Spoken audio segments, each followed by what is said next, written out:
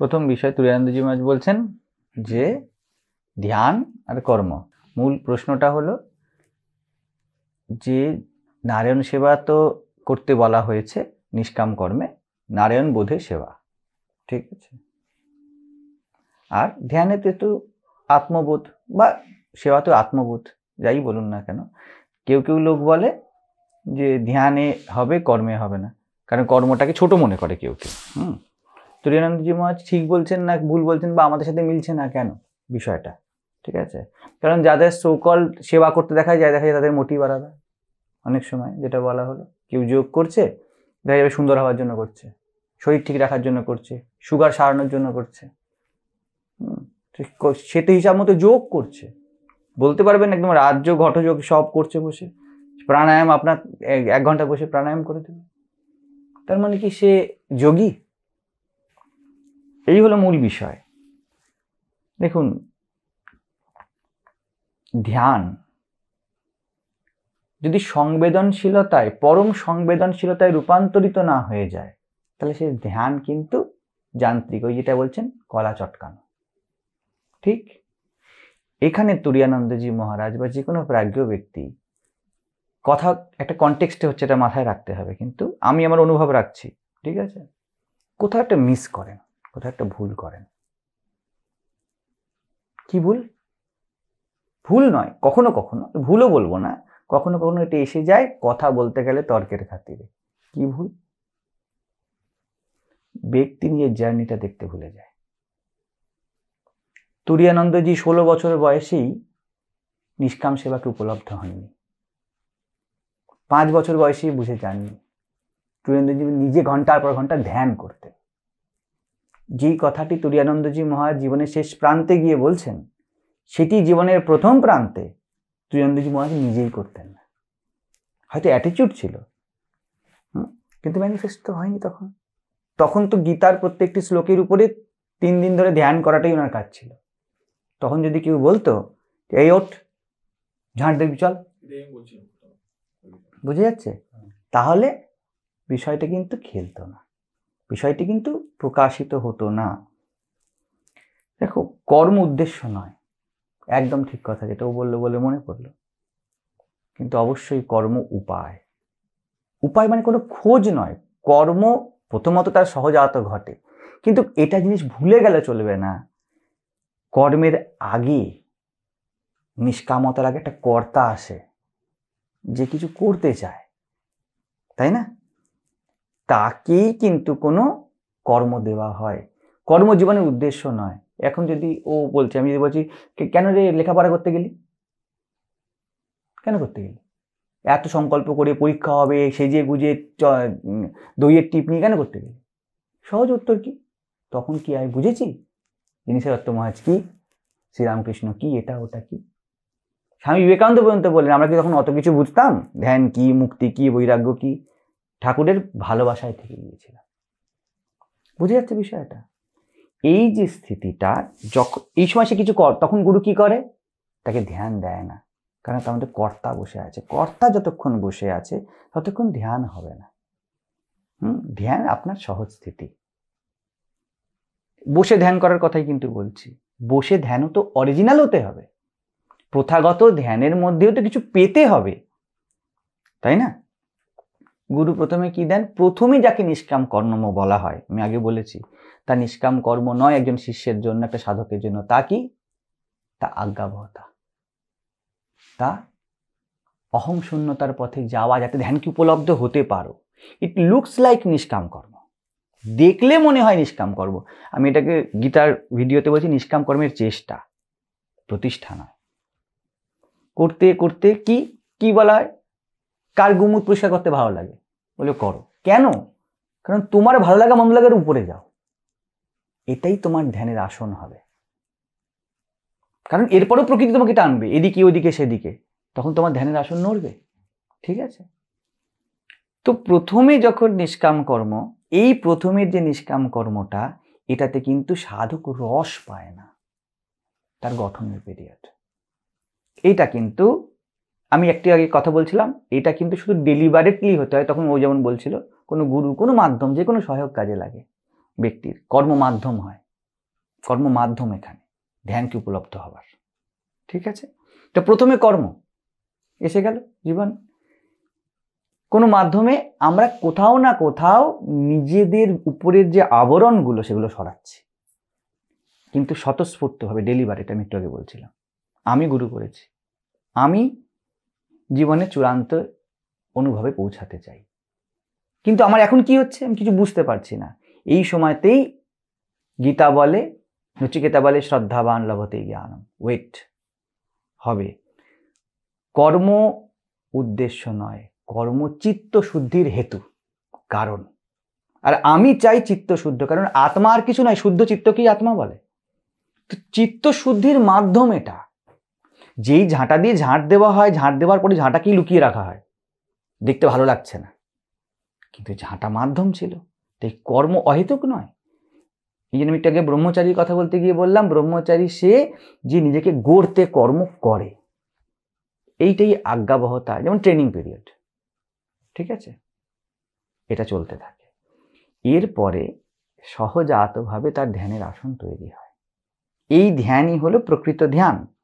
ঠিক আছে, ব্যক্তি অহং থেকে মুক্ত হয়েছে, তার মধ্যে আমি আছে, আমি চলে গেছে তা না, কিন্তু সহজাত শান্তি অনুভব করছে, কারণ সে তার ভালো মন্দর যে দ্বন্দ্ব তাকে সর্ট আউট করে ফেলেছে। সে নিজের প্রকৃতির বা নিজের মনের হাওয়াতে চলে না। মনের হাওয়া বলছে কেন? যখন যেটা ভালো লেগে গেল তখন সেটা করব, কারণ এতেই তো বিপত্তি আমাদের জীবনে। যৌবনে কিছু ভালো লেগেছিল, ছোটবেলায় কিছু ভালো লেগেছিল, তার উপরে অ্যাক্ট করেছিলাম। আমি দাঁড়াতে শিখিনি। গুরু বা কোনো মাধ্যম দাঁড়াতে শিখিয়ে দিয়েছে। দাঁড়াও, যাও, তুমি ডাক্তার, যাও গিয়ে গোশালায় কাজ করো।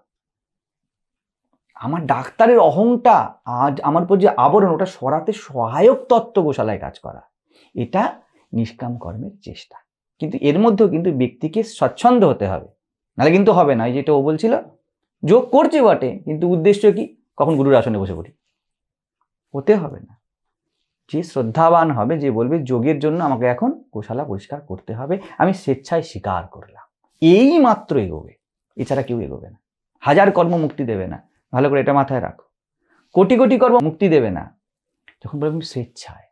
এই স্বেচ্ছা আপনাকে নিপুণ করে, এই স্বেচ্ছা আপনাকে শান্ত করে, সহজ ধ্যানস্থ করে। কিন্তু আমরা অনিচ্ছায় করি, অনিচ্ছায় কোনো কাজ দেবে না, অনাত্মবোধে কিছু কাজ দেবে না। তো এটা হয়ে গেল। এরপরে নেক্সট যে ধ্যানের কথা বলা হচ্ছে, সহজ ধ্যান। এবার গুরু বলে বসো, উপলব্ধ হও, কর্তাভাব যায়, অতি সহজভাবে, মানে সহজ প্রগতিতেই সে তত্ত্বমসি অনুভব করবে। ঠিক আছে, সে বুঝতে পারবে আমার ডাক্তার পরিচয় নয়, গোশালাও পরিচয় নয়, আমি না শিষ্য না গুরু। এই হলো ধ্যান, অকর্তা। এরপরে সে যখন জীবন বাঁচে, যেটা শেষে বলছিল, ওটা হলো প্রকৃত নিষ্কাম কর্ম, যেটার কথা তুরীয়ানন্দজি মহারাজ বলছেন যে তোরা, আমি বললাম কি হয়তো আমরা কোথাও বুঝতে পারছি না। তুরীয়ানন্দজি মহারাজ কি বলছেন? গুমুট পরিষ্কার করতে কি বলা হয়েছে বোঝো, আমি এটাকে নিয়েই কথা বলবো সহজ হবে। ঠিক, গুমুট পরিষ্কার করতে বলা হয়েছে, নারায়ণ সেবার কথা বলা হয়েছে, কিন্তু নারায়ণ দৃষ্টি কোথা থেকে আনবে? ধ্যান ছাড়া তো দৃষ্টি আসবে না। ধ্যান কি করে হবে যদি আজ্ঞাবহতা না থাকে, অহং থেকে না সরো? বোঝা যাচ্ছে তিনটে প্রসেস। সেই গৃহস্থ ব্রহ্মচারী সন্ন্যাস, যখন আমি আমার অহংয়ে চলি আমি গৃহস্থ, যখন আমি আমার অহং ছেড়ে দিই, মাধ্যম যাই হোক, কারোর কথা শোনা মাধ্যম নয়, নিজের কথা, নিজের মধ্যে প্রকৃতির হাওয়া না শোনাটা মাধ্যম। বুঝে যাচ্ছে? এটা হলো কোনোভাবে নিষ্কাম কর্মের চেষ্টায় ঢুকে গেল, ব্যক্তি সংকল্প করলো ডেলিভারেটলি।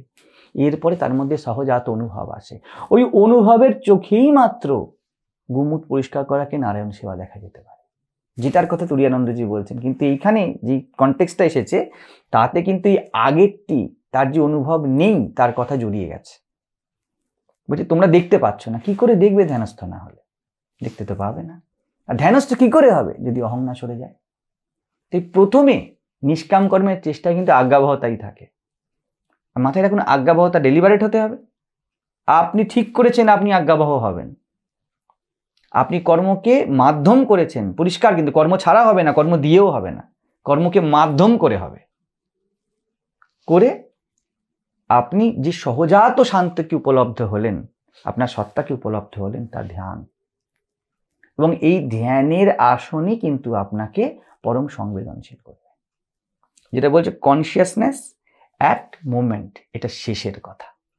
আগে কি সব আনকনসিয়াস, আগে তো কনসিয়াসনেস অ্যাট রেস্টেই যেতে হবে, ধ্যানে যেতে হবে, এতে কোনো সন্দেহ নেই। ধ্যানস্থ ব্যক্তি ছাড়া, জ্ঞানী ছাড়া কেউ আত্মবুদ্ধি করতে পারবে না এই জগতে। প্রথমে কর্ম কি? রেডি হওয়া, প্রস্তুতি পর্ব। তো প্রথমে যে নিষ্কাম কর্ম, তাতে নারায়ণ অনুভব থাকবে না, ওটা এক আজ্ঞাবহতা। ঠিক, তুমি রমেশ বালসেকারকে পড়ছো, রামকৃষ্ণ কথামৃত পড়ছে, কিছু পড়ছে, আপনি হিসাব মতো আজ্ঞাবহ হচ্ছেন, আপনি ডেটা দিচ্ছেন, নিজেকে শুনছেন, হয়ে যায়নি, আপনি যা পড়ছেন তা আপনি হয়ে যাননি, এবার মননের গভীরে যাবেন, জীবনে ইমপ্লিমেন্ট করবেন, এবার হবেন। বিষয়টা পরিষ্কার। তো আরোপ করে দিলেই লোকে শর্টকাট বের করে, লোকে এটা বোঝে না, সাধারণ মানুষে বুঝতে চাই না আমরা যে চিত্তশুদ্ধির মাধ্যমে আমাকে ধ্যানকে উপলব্ধ হতে হবে, তারপরে আমি ধ্যানময়তায় প্রবেশ করে যাব, এটা বোঝে না। লোকে বলে প্রথমেই আরোপ করব কি, ইনি নারায়ণ, ইনি নারায়ণ, দেখলে মনে হচ্ছে চোর, আমি বলছি নারায়ণ। এখানেই কি হয়ে গেল? শর্টকাট যাবার পদ্ধতি, চাইনিজ আইটেমের মতো দেখিয়ে দেওয়া হলো, এতে হয় না। চট করে কেউ বলবেন না নারায়ণ বোধে করে দেওয়া, বুঝতে পারছেন শুভশ্রী মা? বোধ হচ্ছে কি, একদম মনে হচ্ছে ঠিক যেমন আমার দাঁতের উপরের পাটি নিচের পাটি, এমন অনুভব হচ্ছে, না নারায়ণ বলবেন না, বলুন আজ্ঞাবহতা। আর জেনে রাখুন আজ্ঞাবহতা তো কিচ্ছু হবে না, সচেতনভাবে বলতে হবে আমি আজ্ঞাবহ হয়েছি, নিজের অহংকে সরাতে, ধ্যানস্থ হতে। মহারাজ আপনি বলছেন, আমি করছি, কেন করছি? আমি যাতে ধ্যানস্থ হতে পারি, একটি প্রার্থনা, ব্যাস। এতে সজাগ থাকতে হবে, তাহলে গিয়ে শেষে কিন্তু ওই শ্রীরামকৃষ্ণ ওটাই বলেছেন, সাপ কুণ্ডলী পাকিও শাকলেও সাপ, আর হেললে দুললেও সাপ। হেললে দুললে সাপের সামনে যেতে কিন্তু ভয় হবে, কুণ্ডলী পাকিয়ে সাপকে একটা ক্লিক মারতে পারবে। তো প্রথমে তো কুণ্ডলী পাকানো সাপই তোমার চাই, আর প্রথমের যে হেলাদুলা ওটাই কুণ্ডলী পাকানোর জন্য, তারপরে নাচো। এই তিনটে স্তরের মধ্যে দিয়ে কিন্তু জীবন সহজ হবে, ঠিক আছে? নাহলে আমি বুঝতে পারলাম বিষয়টা। ও যেটা বললো অর্ণব, যে কেউ বলছে যে ঘরটা গুছিয়ে কি হবে, আর কি বলি, কি শরীরে চর্চা করে কি হবে। এই ক্ষেত্রে একটা সমস্যা কি হয়ে যায় বলেন তো, মানে ওর ক্ষেত্রে বলছি না, সাধারণ আমরা যখনই শুনি না, আমরা যেমনকে তেমন শুনি, আমরা পুরোটা দেখতে পাই না। আমরা কোথাও প্রশ্নের মধ্যে প্রশ্নকর্তাকে হারিয়ে ফেলেছি, এটা একটা কন্টেক্সচুয়াল কথা। আর যে প্রশ্নকর্তা, সে অতৃপ্ত হয়েই প্রশ্ন করেছে, আমি তৃপ্ত নই জীবনে, তখন তাকে উত্তর দেওয়া হচ্ছে কি, দিনরাত্রি যদি নিজের মুখটাকে সাজাও, দিনরাত্রি যদি শুধুমাত্র নিজের ঘরটাকে গোছাও, তাই তোমার কি করে তোমার তৃপ্তি আসবে? তৃপ্তি নেই বলেই তো প্রশ্ন করেছে। তখন তাকে বলছে তুমি চেতনার সূক্ষ্মতার দিকে যাও। এটা একটা কন্টেক্সচুয়াল কথা। আর ওখানে ও বলে দিল, যদি এরকম হয়ে যায় যে আমি তৃপ্ত হয়ে কিছু করছি, এটা ধ্যানের পরের কথা কিন্তু, এবং শুধু তৃপ্ত হয়ে করলে হবে না, তৃপ্ত আমরা সবাই, আমরা কিন্তু সচেতন নই তৃপ্ততা বিষয়, কৃতজ্ঞ নই তৃপ্ততা বিষয়। তৃপ্ত আমরা সবাই, যদি সচেতন ধ্যানে প্রবেশ না করে কেউ, তাহলে কিন্তু সে তৃপ্ততার অনুভব করবে না। তৃপ্ত হয়ে করা আর অতৃপ্তের প্রশ্ন করায় ভেদ আছে। লোকে ধরে নেয় ওটাই করতে হবে, এটাই হলো কি অসচেতনতা। ওটি কোনো উত্তর ইউনিভার্সাল হয় না, প্রশ্নকারীর উত্তর হয়। হ্যাঁ, আপনি উত্তর হয় না, আপনি আপেল ভাসছে না, গাছ আছে তাই তাতে ফল ধরেছে। এটা মাথায় রাখতে হবে। আমরা যখন শুনছি আমি উত্তর দিচ্ছি, মাথায় রাখবেন আমি কাউকে অ্যাড্রেস করছি, তার চেতনা স্থিতিকে আগে ভালো করে বুঝুন। কোনো উত্তর আজ পর্যন্ত আমি ইউনিভার্সাল উত্তর দিচ্ছি না। আমি যদি ইউনিভার্সাল উত্তরও দিই, তাহলে 5 বছরের বাচ্চাকে তার অনুভব হবে না, তার জন্য কিছু নয় উত্তরটা, তাই না? তো ওই জন্য প্রশ্ন আর উত্তর, এই দুটো কিন্তু দ্বৈতের দুটো ভূমি, দুটোকে একসাথে দেখতে হবে, নাহলে কিন্তু সহজ হবে না। তো এই জন্য কর্ম উদ্দেশ্য নয়, প্রথমে নিষ্কাম কর্মের চেষ্টা হয়, তাতে কর্মের অনুভব থাকে না যে আমি কি করছি, আমি চিত্তশুদ্ধির হেতু কারোর আজ্ঞাবহতায় কাজ করছি। ঠিক আছে? তুরিয়ানন্দ যেখান থেকে কথা বলছেন, বা আমি কারোর বলে একটা বইয়েরও আজ্ঞাবহত হতে পারে, আমি পুলিশের ট্রেনিং নিচ্ছি, আমি এক্ষুনি অথরিটি হয়ে যাইনি, ঠিক আছে, আমি করছি। তারপরে ধ্যানময়তা কি, আমি যোগ্য হলাম। ধ্যানময়তাই যোগ্যতা তৈরি করে, ধ্যানময়তাই আপনাকে প্রজ্ঞাবান বানায়, এছাড়া নয়। অন্তরে স্থিরতা উপলব্ধ হতে হয়। ওই স্থিরতাতে দেখা যায় আমিও যা এও তা। এটা প্রথমে কারোর অনুভবে এসে যাবে না, যে বলছে সে মিথ্যা কথা বলছে। ঠিক আছে, এই যাত্রা করতে হবে।